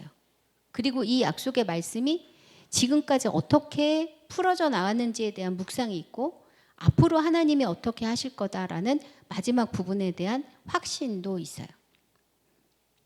그리고 중요한 거는 이 책을 읽는 이스라엘 사람들이, 유다 사람들이 그 책을 통해서 위로와 격려를 실제로 받았다는 거죠. 그게 굉장히 중요한 포인트예요. 이 묵시문학이 어렵게 느껴지는 이유는 이것이 어느 날 갑자기 삥 하고 튀어나온 게 아니기 때문에 그래요. 레이어가 있거든요. 그래서 그거를 이해하면 이해할수록 이 이야기가 훨씬 더 이렇게 평이하게 다가오는데 우리가 그 레이어를 잘 모르기 때문에 이 이야기를 들었을 때 힘들게 느껴지는 거죠. 여기 안에는 토라, 율법에 대한 이야기가 있어요. 이스라엘 역사 가운데 하나님이 일하신 것에 대한 이야기가 있어요. 그리고 현실에서 하나님의 말씀으로 살아야 된다라고 도전했던 예언자들의 이야기가 있어요. 그리고 시편이나 이런 데 보면 하나님께 예배하는 이야기, 그리고 우리 일상에서 살아가는 이야기, 잠언 같은 경우는 그런 이야기가 있잖아요. 그리고 사람들과의 그 갈등 이야기가 있고, 그리고 포로기 이후에 정치적으로 우리가 잘못하지 않았는데 우리한테 다가오는 그런 여러 가지 도전들에 대한 이야기들이 다 섞여 있어요. 그래서 이 이야기를 읽을 때 그렇게 단순하게 다가오지 않는 것뿐이지, 실제로는 성경에서 지금 얘기하고 싶은 모든 이야기들을 다 포함해서 이렇게 알아들을 수 있도록 해주었다라는 게 이제 그 묵시문학의 이야기인 거죠. 서론이 되게 길었어요, 그죠? 그 묵시에 대한 이야기들을 할 기회가 별로 없어서 이야기를 하면 좀 조심스럽긴 한데, 왜냐하면 이걸 굉장히 뭐라 그럴까, 신비적으로 이렇게 접근하시는 분들도 많으시고, 그러다 보면 이걸 또 신비적으로 얘기를 하다 보면 이제 잘못된 해석으로 넘어가는 경우들도 되게 많으셔서 조심스럽기는 해요. 근데 오늘 예. 지금은 이제 호세아로 넘어갔는데 지난주까지 저희가 다니엘서를 읽으셨잖아요. 그래서 이제 다니엘서가 이 구약 성경에 나오는 묵시 말씀이라고 말씀을 드려서 다니엘서를 기준으로 한번 이렇게 좀 생각해 보려고 합니다. 다니엘서는 우리 개신교의 우리 성경에, 구약 성경에서는 예언서에 들어가 있어요. 그죠? 그런데 아까 제가 말씀드렸던 유대인들의 성경, 그 타낙이라고 하는데, 그 책에는 이 다니엘서가 예언서가 아니라 그냥 문학 작품 마지막 부분에 들어 있어요. 그러니까 유대인들은 이 다니엘서를 예언서라고 인정하지 않았다는 거예요. 유대인들이 생각하는 그 예언서는 어떤 거냐면 하나님의 말씀과 동급이에요. 하나님의 말씀이 이 땅에서 어떻게 이루어져야 되는지를 예언자를 통해서 하나님께서 말씀하셨다, 그렇게 생각하거든요. 그래서 그 모세오경에 있는 이야기와 예언서의 이야기를 다 하나님의 말씀으로 생각해요. 그런데 그 이외에 이 케투빔이라고 말하는 그 성문서라고 하는 부분은 하나님의 말씀에 대한 우리 사람의 반응이라고 생각해요. 그 중에 제일 중요한 책이 뭐냐면 이제 시편인 거예요. 시편에서 보면 하나님께 우리가 이제 찬양하는 이야기가 나오잖아요. 우리의 고난에 대해서. 그래서 뭐 저 원수들은 다 죽여주시고라는 말도 이제 할 수 있는 게 그 성문서인데, 거기에 이 다니엘서가 들어있어요. 묵시라고 하는 부분들을 유대인들은 하나님의 말씀으로 생각하지 않았다는 뜻이기도 해요. 그런데 이제 다니엘이 좀 특이한 게 얘가 이렇게 두 가지가 섞여 있어요. 사실 다니엘서 자체가. 다니엘서를 이렇게 읽어보면 그래서 다른 예언서들과는 좀 다르게 느껴져요. 이사야나 예레미야와는 확실히 다르고, 에스겔서하고는 살짝 비슷한 게 에스겔서에도 환상이 이렇게 막 나타나거든요. 약간 미친 사람처럼 나오잖아요, 에스겔에서도. 근데 그거와 약간 결이 달라도 환상이란 면에 있어서는 에스겔과 다니엘이 약간 비슷한 부분이 있어요. 그런데 그 유대인들이 에스겔은 예언서로 인정을 했고요, 다니엘은 예언서라고 인정하지 않았어요. 왜냐하면 그 다니엘 안에 시기적인 두 개의 이야기가 겹쳐 있기 때문에 그래요. 다니엘서의 구조를 한번 보면 제가 표를 이렇게 넣어드렸는데 크게 이제 두 부분으로 나눌 수 있거든요. 1장부터 6장까지는 예언의 부분이에요. 그리고 이제 7장부터 12장까지는 묵시, 즉 환상의 부분이에요. 그리고 이 성경이 기록된 언어를 보면 이렇게 보면 사실은 다 똑같이 히브리 글자처럼 보여요. 그런데 이 히브리 글자를 쓰지만 히브리어가 있고 아람어가 있거든요. 그런데 이 아람어로 쓰여져 있는 부분이 2장 4절부터 7장까지 이야기, 그리고 히브리어로 기록된 게 1장 1절부터 2장 4절까지, 그 다음에 8장부터 12장까지는 히브리어로 쓰여 있는 거예요. 똑같이 글씨가 있지만 못 읽어요. 그 아람어로 쓰여져 있는 부분은 히브리어로 읽으면 읽을 수가 없어요. 뜻이 다른 거예요. 그런데 여기서 이제 중요한 게 이제 7장입니다. 7장. 7장은 아람어로 기록되어 있고요. 그리고 묵시가 시작돼요. 그러니까 이제 고리 역할을 하는 부분인 거죠. 제가 이 표를 그려보려다가 안 돼갖고 결국은 이렇게 나왔는데 7장을 사실은 이렇게 긴 띠같이 표현하시면 좋을 것 같아요. 굉장히 특별한 부분인 거예요. 예언이지만 아람어로 쓰여져 있다. 그리고 이거는 굉장히 의도적인 편집이에요. 이걸 쓴 사람이 그렇게 읽도록 이 책을 그렇게 만들었다는 거죠. 이걸 경계로 사실 다니엘서에는 두 가지의 시간이 존재해요. 1장부터 6장까지의 시간과 그리고 7장부터 12장까지의 시간이 이제 같이 존재를 하는데 이것을 언어와 그 묵시를 교묘하게 이렇게 결합을 해서 이것이 링크의 역할을 하도록 그 지금 저자가 만들어 놓은 거죠. 앞에 부분 1장부터 6장까지는 주전 605년 시기를 이제 그 반영을 합니다. 그때는 언제냐면 남유다 왕국의 말기예요. 요시야 왕이 그 애굽과 바벨론의 그 싸움을 말리러 나갔다가 그때 나갔다가 이제 죽게 되고 그리고 이제 애굽이 이스라엘의 패권을 차지하게 돼요. 그리고 그때 세워졌던 여호아스라는 왕이 애굽으로 끌려가게 돼요. 요시야의 왕 아들이. 그리고는 여호야킴이라는 왕이 세워졌는데 그때 바벨론에서 이스라엘에 쳐들어와서 거기에 있는 사람들을 이제 귀족들하고 이제 보물을 이제 뺏어가는 일이 있는데 그게 첫 번째 포로기예요. 근데 그때가 언제냐면 주전 605년. 그리고 이때 다니엘이 이제 바벨론에 끌려가게 된 거예요. 이 이야기가 언제까지 진행이 되냐면 6장까지. 그리고 그때는 이제 538년까지의 일이 여기에 이제 기록이 되어 있어요. 그런데 또 다른 시기가 있는데요. 그때는 이제 7장부터 12장까지의 이야기예요. 이때는 포로기가 지나서 이스라엘이 이제 돌아온 시기인데요.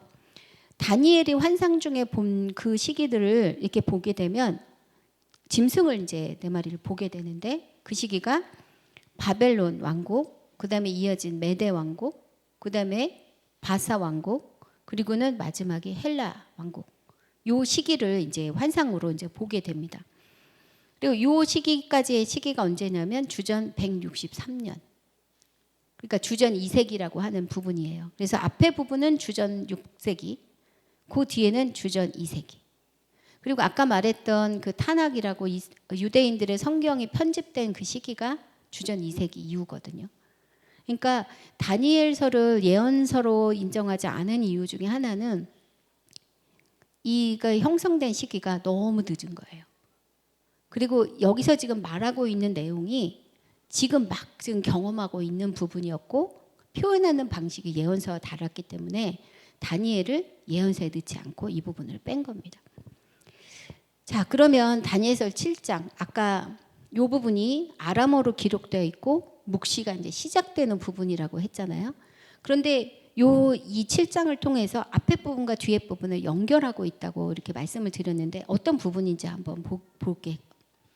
7장에서는 4개의 제국에 대한 이야기를 하고 있어요. 사자로 표현되는 데는 바벨론이라는 나라. 그래서 바벨론에 지금도 이제 기록이 남아있는 유물이나 이런 걸 보면 이 바벨론이라는 나라는 사자로 자기네 나라를 표현하고 있어요. 그리고 다음에 나오는 게 이제 공으로 돼 있는 곰이 나타나는데 이게 이제 메데라는 나라, 메디아라는 나라예요. 세 번째는 표범으로 나오는 나라가 이제 페르시아입니다. 그러니까 마지막 부분은 그리스라고 볼 수 있는데 즉 헬라인데요. 특별히 헬라 왕국이 알렉산더 대왕 이후에 4개의 왕국으로 쪼개지게 돼요. 그리고 그 왕국 중에 셀루쿠스 왕조라는 곳이 결정적으로 유대에게 굉장히 큰 어려움을 줬거든요. 근데 이 부분을 얘기를 하고 있다고 생각합니다. 이 4번째 짐승의 때를 살고 있던 유대인들이 이 다니엘서를 읽고 있었던 사람들이고요. 이 때에 유대인들의 성전이 이 왕으로 인해서 모욕당했고 그리고 많은 백성들이 죽임을 당했어요. 그런데 이 7장의 말씀은 단순하게 그들에게 어려움을 당한 것으로 끝나지 않고요. 이 환상이 하늘의 왕자, 하나님, 그리고 하나님의 승리에 대한 환상으로 마무리되게 되어 있어요. 그리고는 한 사람이 와서 그 환상 중에 이 일에 대해서 다니엘에게 이제 설명을 해줍니다. 뭐라고 강조를 하고 있냐면 넷째 짐승에 대한 내용을 전하면서 한때, 두때와 반때, 즉 3과 2분의 1이 이미 지났으니 이때를 좀 더 이때만큼 더 인내하면 반드시 이 짐승에 대한 심판이 임하고 그의 권세가 사라질 거다라고 예언을 하게 돼요. 아까 제가 그 묵시문학에 있어서는 숫자를 되게 중요하게 한다고 그랬잖아요. 자, 한때, 두때와 반때. 자, 이게 그냥 합치면 뭐가 될까요? 3과 2분의 1. 자, 3과 2분의 1이면 반이라고 친다면 7의 반이 되는 거죠. 그 말은 지금 당하고 있는 이 고난이 딱 중간이다 이런 뜻인 거예요. 지금 그 고난이 지금 당한 것만큼 네가 견디게 되면 이 시기를 이기게 될 거야 라는 이야기를 이렇게 전하고 있는 거예요. 당시 유대인들이 경험하고 있었던 현실을 그대로 이제 설명을 하고 있는데 아직 환난은 끝나지 않았어. 그러나 하나님이 반드시 승리할 거야. 길어봤자 지금까지 너희가 견뎠던 거 이제 그만큼만 견디면 돼. 이것을 지금 전하고 있는 게 다니엘의 처음 묵시인 거예요. 그 다음에 전하고 있는 그 내용들은 굉장히 역사적인 상황과 맞아요. 아까 그리스 헬라의 왕국이라고 얘기를 했는데 특히 알렉산더 대왕이 다스리고 났던 그 10년 동안 이 그 그리스 제국이 헬라 제국이 엄청나게 커졌거든요. 그 인도까지 갔잖아요. 인도 겐지스강 있는 데까지 그 경계까지 갔는데 갑자기 알렉산더 대왕이 죽게 되면서 이 나라가 4개로 쪼개지게 돼요. 그 중에 이제 유력한 2 나라가 있었는데 이 이집트 쪽을 차지하게 된 프톨레미 왕조, 그 다음에 그 티그리스 강과 유프라데스 강 그쪽을 이제 점령하게 된 셀루쿠스 왕조가 있는데 초반에 이스라엘은 이 프톨레미 왕조에게 점령당했었어요. 그러다가 이후에 그러니까 BC 198년에 이 셀루쿠스 왕조, 즉 이 북쪽에 있는 그 이란과 이라크 쪽에 있는 그쪽에 있었던 셀루쿠스 왕조가 이스라엘을 이제 점령하게 됐거든요. 근데 프톨레미 왕조 같은 경우는 그렇게 강압적이지 않았어요. 이스라엘에게 오히려 그 문명을 가르치고 도서관을 하고 또 70인령 그 성경도 번역하고 뭐 이런 걸 할 수 있도록 도와줬는데 이 셀루쿠스 왕조는 그 일에 대해서 이스라엘의 특히 그 종교적인 부분에 있어서 굉장히 심각한 압박을 가하기 시작했고 박해를 하기 시작했어요. 왜냐하면 특히 그 안티오쿠스 4세라는 왕이 있는데 이 사람이 헬라 문화의 신봉자였어요. 헬라 문화가 최고야. 그런데 그 자기네 그 식민지 중에 제일 말 안 듣고 자기네 문화를 고집하는 나라가 어디였냐면 유대 사람들이었거든요. 그러니까 여기에 이제 본때를 보여주겠다. 그래갖고는 이제 거기를 점령을 하고 성전에 못된 짓을 한 거예요. 자, 성전에서는 하나님께 예배를 드리죠. 유대인들이 제일 싫어하는 게 절대 제물로 안 쓰는 게 돼지. 근데 그 성전 앞에다가 제우스 신상을 세웠고요. 그리고 그 제단에다 돼지를 제물을 보낸 거예요. 그 일을 한 것을 보고 이제 유대 그 사람들이 봉기를 일으키게 되는데 결국은 그 일로 인해서 많은 사람들이 죽게 돼요. 나중에는 이스라엘의 그 유대인들의 독립 왕조가 세워지는 데까지 이제 이르게 되거든요. 잠깐이지만 그 일들이 지금 다니엘에서 말하고 있는 10장, 11장 거기서 이제 표현하고 있는 그 내용이 이렇게 같은 내용이에요. 그 일들을 겪으면서 이 일에 대한 완전한 마무리는 되어 있지 않아요. 갑자기 그 상황에 대해서는 엄청 섬세하게 막 이렇게 썼다가 이게 갑자기 12장 되면 그냥 두리뭉실하게 딱 그냥 끝나버리거든요. 지금 현실에서 보고 있는 것들이 언젠가는 하나님이 마무리하실 거야 라고 그냥 급하게 마무리를 해요. 실제로 근데 이 안티오쿠스 에피파네스라는 이 왕이 이후에 이제 이 일 때문에 고담에 죽게 되거든요. 근데 아마도 그 죽음을 보지 못하고 이 일은 그냥 마무리가 된 것 같아요. 그래서 이 다니엘서에서는 이 안티오쿠스 에피파네스에 대한 죽음은 기록이 되어 있지 않아요. 그런데 그 앞의 내용은 너무나 자세하게 기록이 되어 있고, 그리고 결국은 하나님께서 이기게 될 거야 라고 마무리가 됩니다. 하나님에 대해서 또 이스라엘의 그 유대인들의 종교에 대해서 그렇게 엄격하게 박해했던 사람들의 이야기에 대해서 이렇게 기록을 하는데, 그 이야기는 지구 종말에 대한 이야기가 아닌 거예요. 이스라엘의 세계가 멸망하고 다시 살아나는 그 이야기인 거지, 이 전체적인 지구의 종말을 얘기하고 있지는 않은 거죠. 이 책은, 이 다니엘서는 이걸 읽고 있는 유대인들에게 구체적인 격려를 주고 싶어 했어요. 지금 여러분이 겪고 있는 어려움, 한때, 두때, 그리고 반, 지금 지난 거다. 지금 한가운데 있는 것 같지만 이거는 지나갈 거야. 근데 그 지나갈 동안 당신은 어떻게 이 시기를 지나갈 건지 결정해라. 지금 흔들려서 믿음을 버리게 되면 결국은 아무것도 아닌 게 돼 라고 얘기를 하고 있는 거죠. 예언서에서 말했던 내용과 사실은 같은 거예요. 네가 지금 하나님 안에서 믿음을 지키는 일, 지금 회개하고 돌이켜서 그 자리에 지켜야 되는 거야 라고 말했다면, 예언서가, 지금 다니엘서는, 이 묵시에서는 지금 상황에 지지 마. 지금 상황에서 믿음을 저버리는 것은 어리석은 일이야. 하나님의 때가 곧 올 거고 너를 지금 억압하고 있는 이 모든 것들은 사라지게 될 거야. 그때를 생각하고 지금 견뎌. 지금 반쯤 왔어. 자, 힘내자. 반환점이 이제 도는 거야. 이렇게 격려하고 있는 게 묵시인 거죠. 다니엘서 역시 다른 예언서의 말씀을 들었던 사람들처럼 구체적인 역사적인 상황에 살고 있었던 사람이고, 그들의 신앙 고백을 돕는 말씀이에요.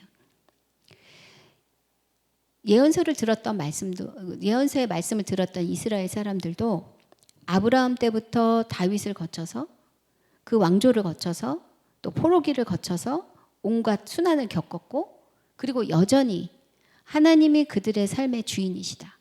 그리고 이 모든 상황에서 우리를 구원하실 메시아를 반드시 보내주실 것이다. 그렇게 믿고 있었던 사람이에요.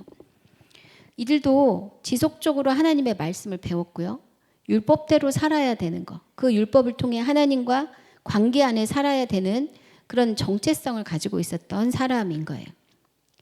그런데 다니엘도 이 사람들과 다르지 않다는 거예요. 다니엘서를 읽었던 사람들도 비록 삶의 자리는 굉장히 다르고 또 어느 곳에 살고 있었는지 알 수는 없지만, 그들 역시 하나님을 자신의 주로 섬기고 또 하나님의 말씀대로 살기를 결정한 하나님의 백성이었다는 말은 동일하다는 거예요.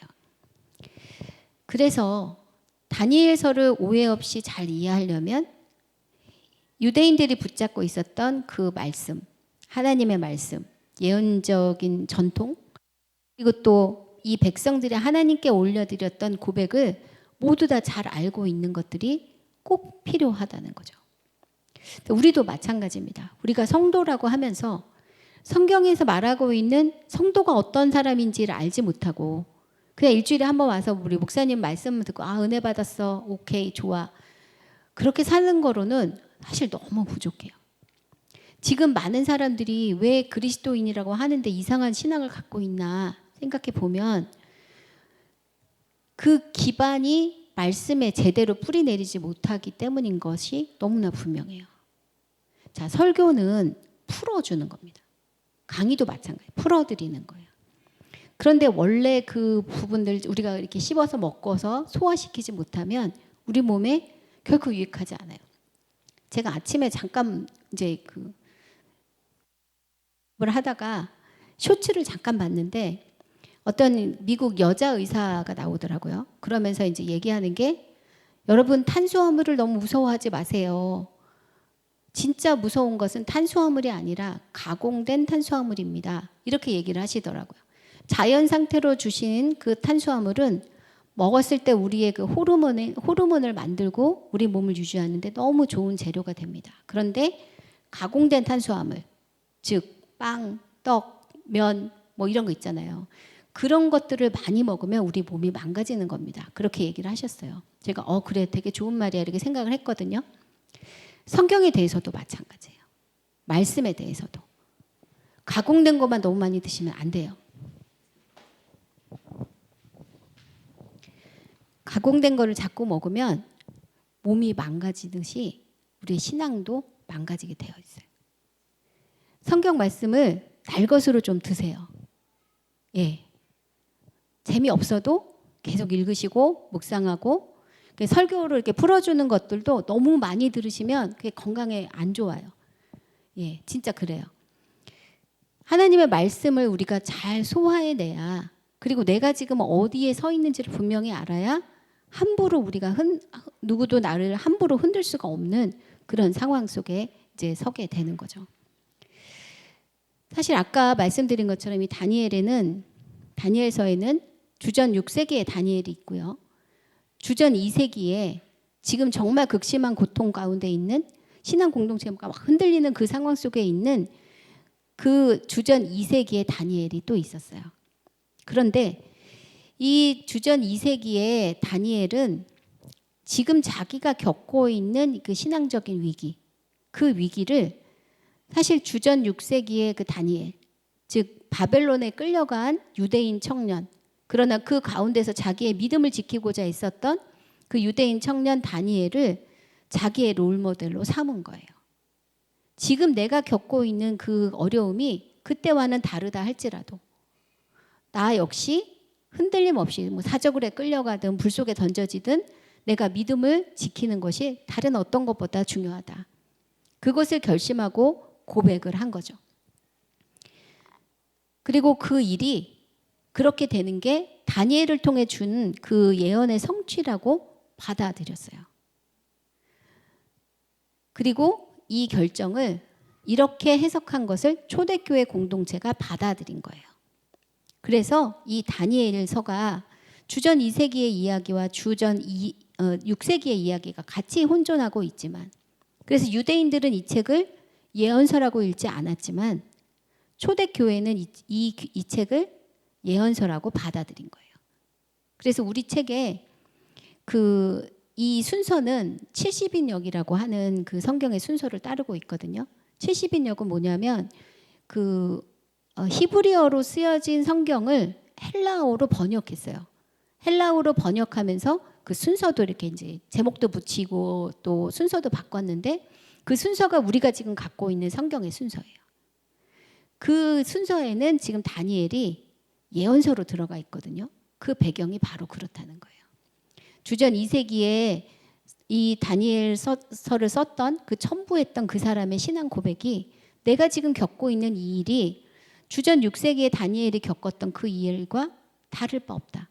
그런데 그때는 이렇게 평범한 언어로 썼지만 지금 상황에서는 내가 안티오쿠스 에피파네스라는 이름을 쓸 수가 없으니까 거기에, 그러니까 그 왕, 뿔 뭐 이런 식으로 표현을 하지만 그 내가 지금 고백하고 있는 신앙의 기전은 똑같다. 그 이야기로 이 이야기를 이제 편집을 했고, 초대교회도 또 그 70인역이라고 하는 septuagint라고 하는 그 성경을 읽었던 공동체도 그것을 그렇게 받아들였다는 거죠.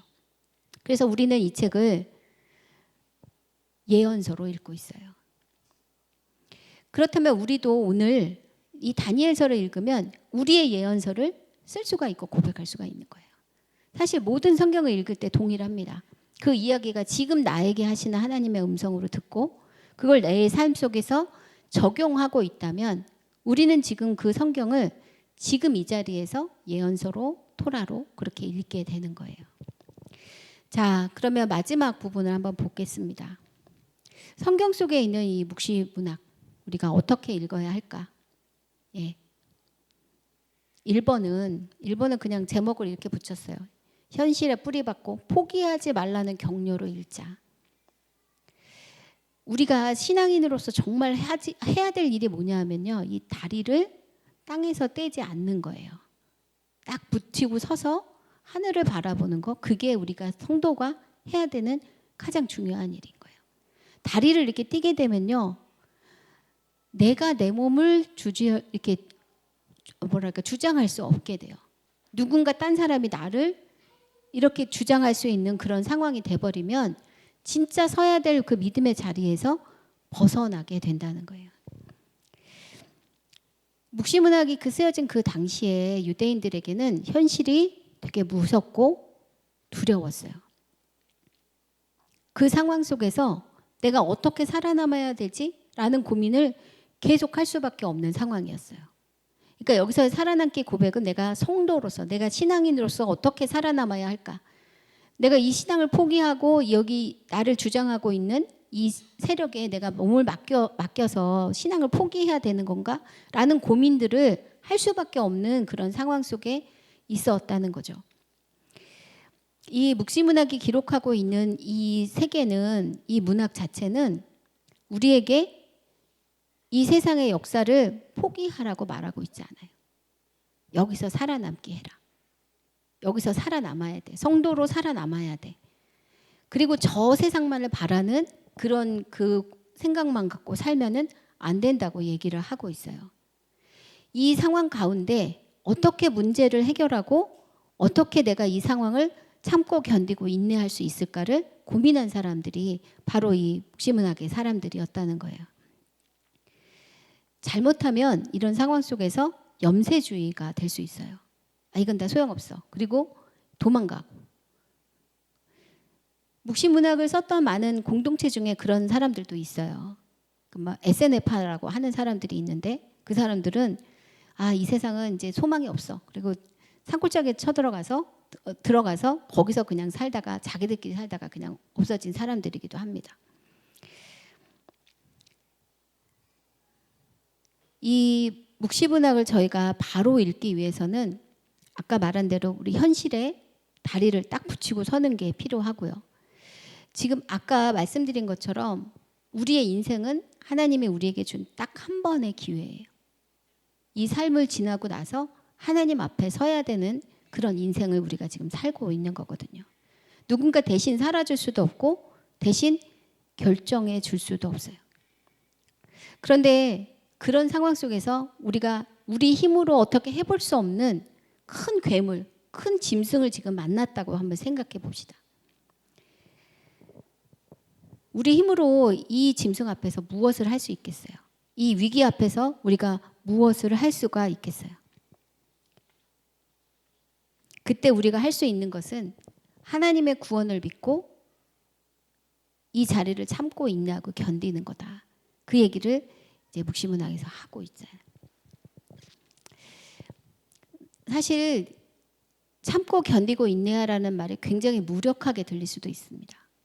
그러나 제일 중요한 건 살아남기예요. 살아있는 자가 이기는 거예요. 그래야 이후에 기회가 또 생기죠. 역사적으로 가장 어려운 때에 이 묵시문학이 굉장한 힘을 발휘했어요. 한국 역사 중에서도 일제강점기 때 제일 힘을 발했던 것이 바로 이 묵시문학이었는데 그 당시에 이제 순사라고 하잖아요. 교회마다 와서 감시했는데요. 그 감시한 제목, 감시하는 내용 중에 뭐가 있었냐면 요한계시록과 다니엘서로 설교하지 못하게 하는 거. 그게 있었대요. 고난이 깊을수록 이 부분들이 이 묵시문학에 갖고 있는 그 힘이 엄청나게 발휘되니까 이 다니엘서와 요한계시록은 일제강점기 때 정말 가장 심각할 때는 금서였다고 들었어요.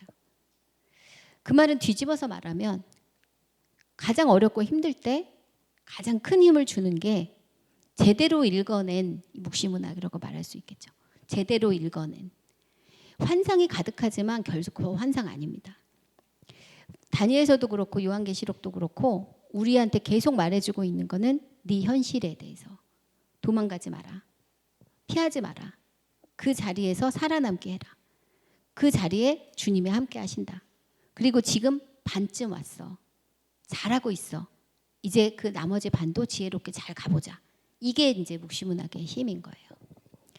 두 번째는 성경의 전통 가운데서 이 책을 좀 읽자라는 부분이에요. 여러분 혹시 크로플 아시나요? 크로플? 네, 크로플을 어떻게 만들죠? 예, 크루아상 반죽을 와플 틀에 넣어서 이제 이렇게. 저는 버터를 굉장히 좋아하거든요. 진짜 버터 하면 이게 너무 좋아. 그런데 극혐하는 것 중에 하나가 크로플이에요. 왜냐하면 크루아상 반죽이잖아요. 크루아상 반죽 어떻게 만드는지 아시나요? 제가 예전에 그 요리책을 학생 때 보고 내가 언젠가 이거 한번 만들어 보고 싶다 생각했어요. 그 도우에다 큰 버터를 넣고 여러 번 접잖아요. 50 몇 번 접나요? 접어서 밀고 접어서 밀고 접어서 밀고. 근데 버터가 녹으면 안 되니까 하다가 다시 냉장고에 넣어놨다가, 그리고 굉장히 추운 곳에서 그렇게 접었다 접고 밀고 접고 밀고 접고 밀고를 하면서 버터와 밀가루가 층을 이렇게 만들게 하는 거예요. 그래서 걔를 구우면 이렇게 먹게 부풀잖아요. 근데 그걸 와플팬에 넣어서 꽉 누른다고요? 제가 그래서 처음에 그거 만드는 거 보고 정말 경악했어요. 아니 저걸 어떻게 만든 층인데 저거를 저렇게 눌러서 과자를 만들지 빵을 만들어야지, 그렇게 생각을 했었거든요. 제가 왜 크로플을 얘기를 하냐면 우리가 성경을 읽을 때 이거 성경은 크루아상으로 대하셔야 돼요. 크로플 만드시면 안 돼요. 납작하게 해서 만들지 마시고 한 가지 생각으로 이걸 다 이해하려고 하시지 말았으면 좋겠어요. 이 층을 만들기 위해서요, 수백 년, 수천 년이 걸렸어요. 성경에 그 이야기가 풍성하게 해주기 위해서 정말 많은 사람들의 인생이 들어가 있고요. 정말 많은 사람들의 수고가 이 안에 들어있거든요. 성경은 입체적으로 읽어주세요. 묵시문학은 특히 그래요. 이해할 수 없어서 내가 그냥 넘어갈지언정 이것이 다 이런 식이야. 그리고 그냥 다 뭉개버리지 않았으면 좋겠다. 그게 이제 그 묵시문학을 대하는 태도로 요청을 하고 싶은 부분입니다. 사실 묵시문학은 대부분 성경의 마지막에 이제 위치하고 있고요. 근데 성경을 쭉 순서대로 읽다 보면 거의 마지막에 이제 읽게 되고, 가는 도중에 하나님의 뜻과 사람들의 반응과 또 끝없이 용서하시고 받아주시고, 그런데도 끝까지 회개하지 않는 우리의 완악함도 보고요. 그러나 결국은 끝까지 포기하지 않으신 하나님의 승리를 이제 보게 되죠.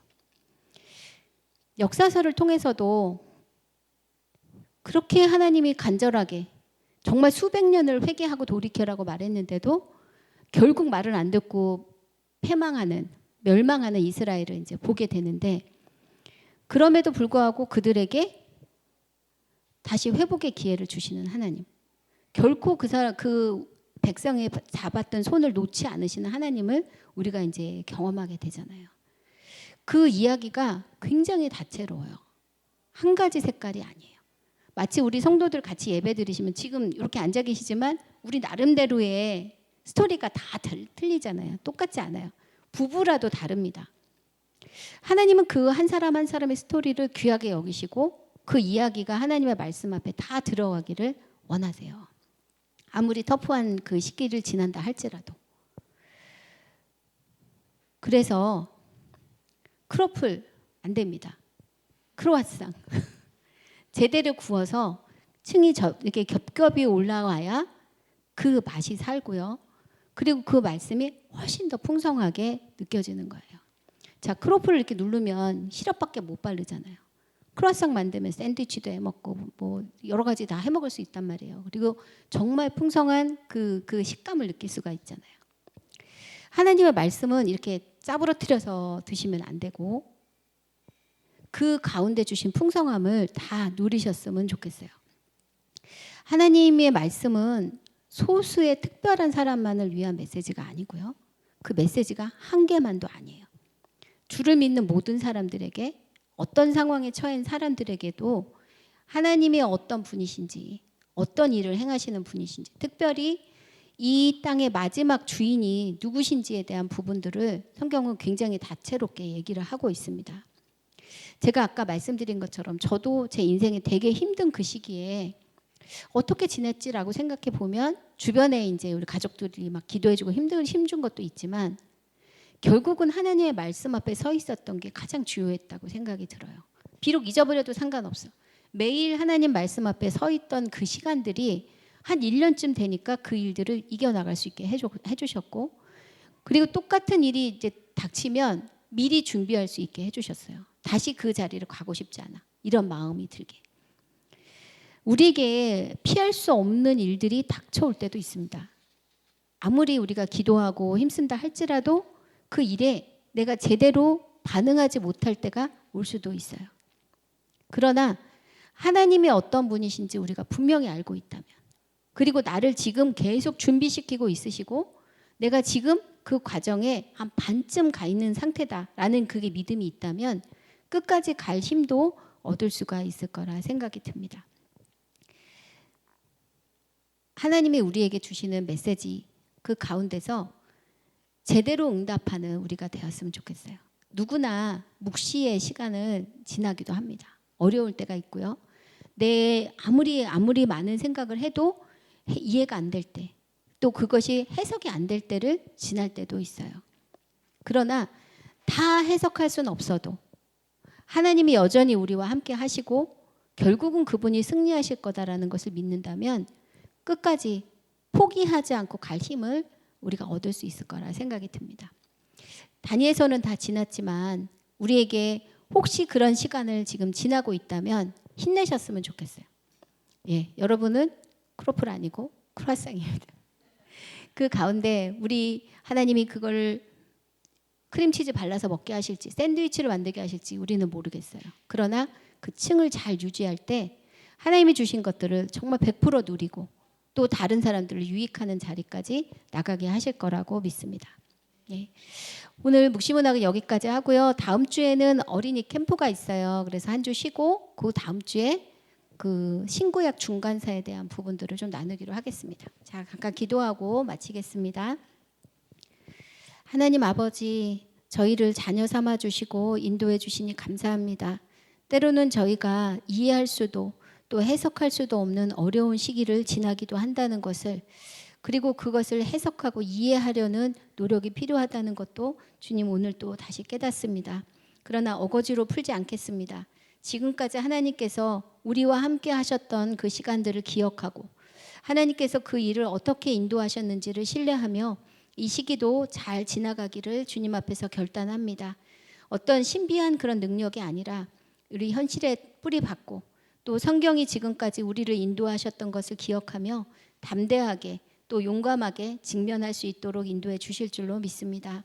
주님 안에서 우리를 강건케 하시고 또 정말 믿음 안에 서는 것을 인도해 주실 것을 믿고 감사드립니다. 아버지 하나님, 정말 매일 우리와 동행하시고 이 땅에서 하나님의 나라를 소망하며 지금 우리가 살아가는 이 평범한 하루가 하나님 나라에 너무나 소중한 하루가 된다는 것을 깨닫게 해주시고 인도해 주실 때 저희가 온전히 순종하며 나갈 수 있도록 인도해 주옵소서. 오늘 우리와 함께 하시고 인도하신 주님을 찬양하며 예수님의 이름으로 기도합니다. 아멘. 아멘.